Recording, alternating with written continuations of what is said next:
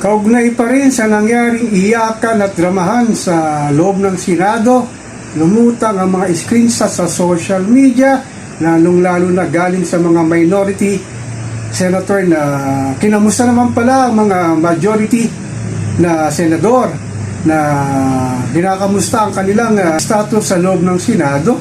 Grabe, talagang sinungaling ito si Pia Cayetano Ngunit naglabas post itong si Senator Pampilo Lacson ay papaano nga daw niya kukumustahin kung itong mga majority senator ay nagkakainan sa buffet, nagkakape at meron pang FB Live at nagsiselfie pa.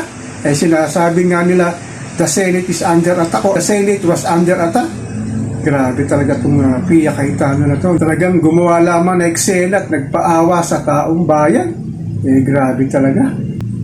Tayong mga mamamayang Pilipino ay ang nagbibigay ng sweldo dito sa mga senador na to, pati yung mga kinain nilang buffet sa loob ng Senado ay galing sa buwis ng ating mahal na inang bayan. Grabe talaga. Mahiya naman kayo sa taong bayan sa mga pinaggagawa Kitang-kita nga sa kumalat na video, may mga litrato pa na ang sasaya nga nila sa loob ng isang kwarto na kumpleto sila na talagang sasaya Grabe, yan ba ang iboboto natin sa darating na election sa 2028? Kung sino man sa kanila re-electionista, wag na sana natin iboto itong mga tao na to na walang ginagawang maganda para sa ating mamamayang Pilipino sa hirap ng buhay ngayon, lalo na sa pagtaas sa inflation rate, pagtaas ng presyo ng bilihin, patuloy nagpagtaas ng crudo gasolina, kawalan ng healthcare system sa ating mahal na inang bahay. Talagang hindi ito tinatrabaho ng mga politikong ating niluklok sa Senado. Ang kanila lamang pansariling interes at interes ng kanilang partido ang kanilang pinagkakaabalahan. Talagang dapat matuto na tayo.